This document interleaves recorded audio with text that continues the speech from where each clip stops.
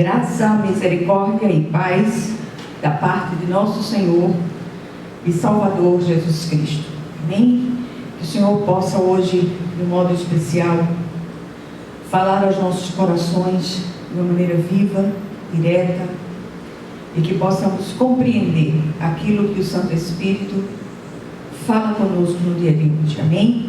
Vamos abrir nossa Bíblia no segundo livro das Crônicas, capítulo 34, e nós vamos ler aqui apenas 2 versículos, 3 e 4. Segundo livro das Crônicas, capítulo 34, versículos 3 e 4, diz assim a palavra do Senhor. Porque ao 8º ano do seu reinado, sendo ainda moço, começou a buscar o Deus de Davi seu pai. E no 12º ano começou a purificar a Judá e a Jerusalém dos altos, dos postes ídolos e das imagens de escultura e de fundição.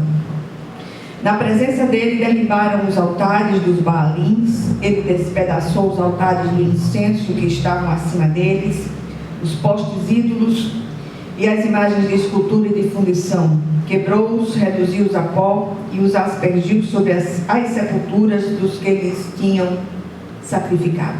Amém? Vamos orar.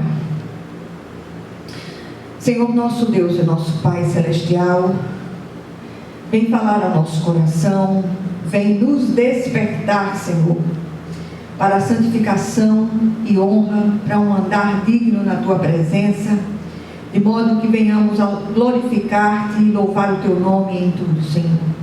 Livra-nos do novo normal, desse novo e absurdo normal que tem se instalado no mundo nos últimos tempos. Que o Senhor possa nos livrar as nossas famílias, as nossas crianças, sobretudo, dessas inclinações malignas, dessas inclinações que não procedem de Ti. Tem misericórdia de nós, Senhor, torna-nos invisíveis aos olhos do mal, esconde-nos à sombra das Tuas asas, até que passem as calamidades, e o Senhor venha buscar o Seu povo, em nome de Jesus. Amém. Hoje, de uma maneira especial, estou mais arfante, mais cansada do que eu de costume, porque as lutas não têm sido fáceis nos últimos tempos. Mas se estou de pé, é porque o Senhor tem me sustentado com a sua mão direita fiel, e eu glorifico demais por isso. Meus amados, eu queria estimulá-los hoje a buscarem desesperadamente uma genuína santificação.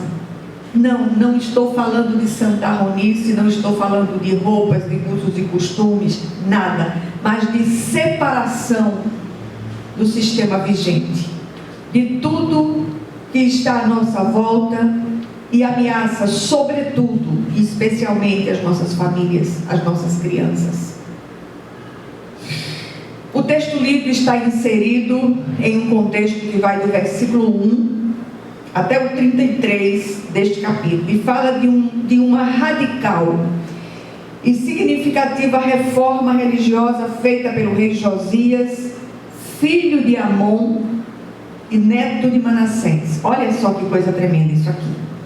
Esse rei começou a reinar muito jovem, com apenas 8 anos de idade. Reinou 31 anos em Jerusalém. Aos 16 anos ele se converte e começou a buscar o Deus de seu pai, o seu ancestral Davi. Aos 20 anos percebeu a sua vocação para o ministério de guerra contra o mal. Exatamente o ministério que estamos abraçando hoje, ou seja, no tempo de hoje, contra toda forma de mal, contra tudo que se levanta contra Deus, contra a sua palavra e contra o seu povo. A sua reforma começa pela purificação do santuário. Só quando restauramos o lugar da verdadeira adoração, destruindo os deuses estranhos, derribando os seus altares e purificando o santuário, é que poderemos lograr êxito em nossas demandas pessoais. Conversão genuína gera mudanças radicais, bem como uma compulsão pela santidade. E quando eu falo de purificação do santuário, de restauração do altar, nos dias de hoje, é sobretudo sobre o santuário de Deus, sobre as moradas do Altíssimo, que são os cristãos. Os cristãos de todas as confissões precisam estar atentos às mudanças ou à purificação que precisa acontecer dentro do santuário, que é o seu próprio corpo. Nós precisamos, mais do que em qualquer outra época, clamar ao Senhor, buscar ao Senhor, buscar dele se há em nós caminhos maus, que certamente os há, que ele possa nos fazer voltar ao caminho eterno, que ele possa nos fazer limpos na presença do Senhor, em nome de Jesus. Nós temos ouvido muito nesses dias sobre o relacionamento que devemos ter com o Senhor. Contudo, para que este relacionamento aconteça, é necessário nos achegar cada vez mais a Ele, numa íntima e contínua comunhão. Essa comunhão não pode cessar. Essa comunhão leva à santificação, que por sua vez leva a um genuíno avivamento, uma transformação profunda, que faz com que nós sejamos santuários vivos das moradas de Deus, como propõe o próprio Senhor, mas que esse andar com Deus seja visível àqueles que nos cercam. E eu não estou falando de vomitar versículos, eu estou falando de vida no altar. Eu não estou falando de santarronice exterior, mas eu estou falando de mudança intrínseca, na essência. E é isso que acontece com os verdadeiramente regenerados. Quanto mais se aproxima o dia da segunda vinda do Cristo, se faz necessário que o seu povo persiga a santificação de forma radical. Não estou falando, mais uma vez repito, de santarronice exterior, mas de uma legítima inclinação para fazer a vontade do Pai Celestial, de uma profunda consciência de sua presença onde quer que estejamos. Por isso hoje, neste culto onde oramos pelas causas impossíveis, gostaria de compartilhar com a igreja a experiência radical do rei Josias ao purificar o santuário e renovar a aliança com o Senhor. Todos os acontecimentos do passado, embora literais, apontavam para o que aconteceria lá na frente. A palavra radical tem sido muito usada em nossos dias para designar esportes, posturas e estilos de vida, sobretudo dos jovens. Eles amam essa palavra. Contudo, creio que essa palavra tem uma aplicação mais apropriada na vida dos regenerados, na vida daqueles que são verdadeiramente cristãos. É impossível alguém ser meio cristão. É comum ouvirmos certas pessoas dizerem que são amigas do Evangelho, mas ainda não se converteram. Ninguém é amigo do Evangelho a não ser os próprios cristãos. Quais as estratégias do rei Josias que podem ser aplicadas a nós em nossos dias? Primeira, ele começou a buscar o Senhor. Busque o Senhor. Invista tempo na presença do Senhor em oração. Clame ao Senhor de todo o seu coração e certamente você será ouvido. O nome Josias significa dado pelo Senhor, e foi exatamente o que aconteceu. Ele foi concedido à nação por um ato da misericórdia de Deus. Certamente havia muitos que oravam e não se dobraram aos Baalins daqueles dias. Note que ele veio de uma família terrivelmente desestruturada espiritualmente. Tanto seu pai quanto seu avô fizeram o que era mal perante o Senhor, mas quando o homem só se posiciona diante de Deus, as maldições são quebradas. Mesmo sendo um moço inexperiente, diante da situação caótica em que estava mergulhada a nação de Judá, ele buscou o Senhor com sinceridade de coração, e oração é tudo. O Senhor ouviu o clamor de Josias e veio em seu auxílio. A segunda coisa, o segundo ato de Josias, a segunda estratégia desse rei, ele começou a purificar o santuário e o culto. Quando nos encontramos com o Senhor de verdade, há uma mudança total. Os modelos, padrões e práticas antigas já não nos atraem, nem nos servem mais. Josias percebeu isso e logo tratou de fazer as mudanças necessárias. Não adianta você ter consciência de pecado e não mudar. Tem que haver mudança real, tanto no santuário quanto no próprio culto. Na presença dele, derribaram os altares dos Baalins, os deuses estranhos, com todas as suas inscrições. Foram despedaçados os altares de incenso, lugar de oração. Foram destruídas as imagens de escultura que simbolizavam aqueles deuses estranhos e de fundição. Foram reduzidos a pó os postes ídolos, queimou-os e aspergiu as suas cinzas sobre as sepulturas daqueles que lhe prestavam culto. A obra foi radical e completa. Nada ficou que remetesse à velha vida. A palavra-chave deste relato é, sem dúvida, a palavra radical. Eu queria que você guardasse essa palavra. Enquanto os radicalismos políticos são danosos, o radicalismo no sentido bíblico, não que você saia matando gente, fazendo isso e aquilo, não é disso que eu estou falando, mas é de uma profundíssima convicção daquilo que se operou em você. A palavra-chave deste versículo, eu repito, é a palavra radical. Porque quando se trata em renunciar ao reino das trevas, não há outro modo de fazê-lo. Muitas vezes, para nos purificar de toda a contaminação do passado, implica em sermos submetidos às altas temperaturas que são as grandes provas pelas quais passamos. Não espere por elas, adiante-se a elas e abandone as velhas práticas. Assim nós também vamos sendo purificados pelo Senhor. Em Malaquias 3,3 diz: assentar-se-á como derretedor e purificador de prata, purificará os filhos de Levi e os refinará como ouro e como prata. Toda a escória vai sendo removida de nós pelo Senhor. Deus é santo e quer habitar em um lugar santo e limpo, e esse lugar é você. Terceiro lugar, ele mandou reparar a casa do Senhor. Josias diligenciou a restauração do templo, já livrado de toda sorte de imundície. Quando abandonamos a idolatria, precisamos de uma obra de restauração em nosso interior. Essa obra é feita através da ação efetiva do Espírito Santo por meio da palavra de Deus. Há um lavar regenerador do Espírito em nós que repara o que foi danificado pelo pecado. Somos santuários de Deus, separados por Ele para louvor da sua excelsa glória, e não podemos perder de vista que estamos na presença do Senhor em todo lugar. Agora deixa eu dizer uma coisa a você.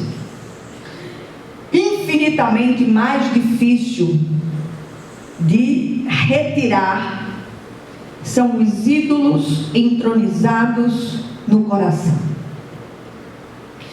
Esses ídolos podem ser pessoas, coisas, nomes de família, apegos demasiados a circunstâncias, a situações. Verifique o altar do seu coração e retire de lá os ídolos que estão disfarçados em zelo, em cuidado, em isso e aquilo. Em quarto lugar, ele consulta o Senhor através da profetisa Hulda.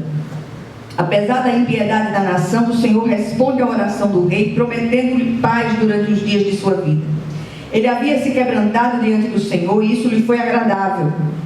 Consultar o Senhor em relação a cada ato, a cada decisão, a cada necessidade que temos, faz parte da nova vida e é segurança para nós. Oramos, buscamos a Ele em todas as situações, mas é preciso aprender a esperar nele, até que a resposta venha, como fez Josias.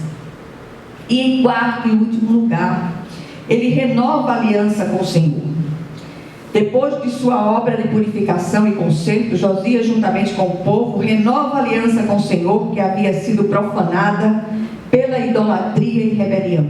Gostaria de chamar a atenção hoje para uma renovação pessoal da nossa aliança com o Senhor, com o quebrantamento devido e a consciência da necessidade de voltarmos ao Senhor de todo o nosso coração. Há um apelo do Espírito de Deus para andarmos em santidade de vida, porque fomos comprados por alto preço. Aprendemos aqui que santificação produz avivamento, e avivamento é o governo de Deus sobre nós, mas para isto o santuário precisa ser purificado e consagrado inteiramente ao Senhor somente. O que este episódio de tanto tempo atrás nos ensina hoje, em tempos de loucuras, em tempos de promiscuidade, de violência exacerbada, em tempos de grandes idolatrias, em tempos, sobretudo, a personalidades políticas.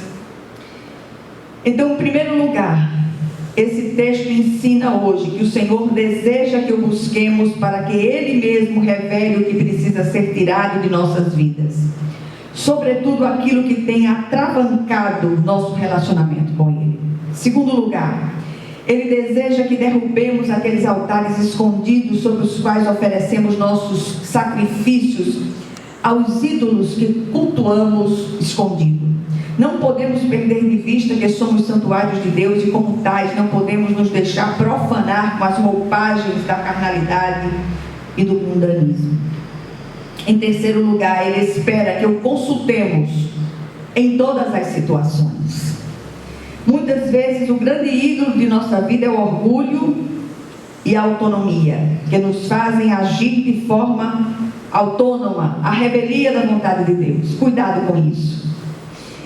Em quarto e último lugar, Ele também deseja que renovemos continuamente a nossa aliança com Ele e a tenhamos como um grande memorial diante de nós. Vamos orar primeiro, renovando a nossa aliança com o Senhor, e depois pelas causas impossíveis. Senhor, nosso Deus e nosso Pai Celestial, eis-nos aqui, Senhor, diante do Teu altar, clamando pelo poder que há no sangue de Jesus. Que o Senhor escute o nosso clamor. Nós queremos renovar a nossa aliança diante de Ti, clamando que nós sejamos visitados pelo Teu Santo Espírito, rogando a Ti que pelas misericórdias vivas de Jesus, o Senhor visite as nossas famílias, o Senhor proteja as nossas crianças, o Senhor visite a nossa nação, o Senhor receba os pedidos das causas impossíveis que aqui estão, Senhor, absolutamente impossíveis para nós do ponto de vista humano. Que o Senhor levante um líder decente sobre essa nação, que o Senhor ouça o clamor do seu povo, meu Deus, em nome de Jesus. Sinceramente não sabemos o que fazer, a quem escolher, mas rogamos a Ti, Senhor, que o Senhor não permita que as coisas continuem como estão, mas que sejamos profundamente e poderosamente e radicalmente visitados pela Tua vontade soberana, Senhor, em nome de Jesus. Há muitos joelhos que não se dobraram aos Baalins e aos Baals modernos. Que o Teu nome em tudo, ó Pai, seja poderosamente glorificado. Que o Senhor visite o pastor Malta, que o Senhor restaure sua saúde, que o Senhor renove as suas forças, em nome de Jesus. Que o Senhor repreenda toda ansiedade, todo pânico, e que ele seja restaurado para a glória e honra do Teu nome, em nome de Jesus. E que a graça de nosso Senhor e Salvador Jesus Cristo, o amor infinito de Deus, o nosso Pai, que as consolações e comunhão do Santo Espírito estejam com todos vocês e com todo o povo de Deus, espalhados sobre toda a face da terra, desde agora e para todo o sempre. Amém, amém e amém. Que Deus os abençoe ricamente, em nome de Jesus.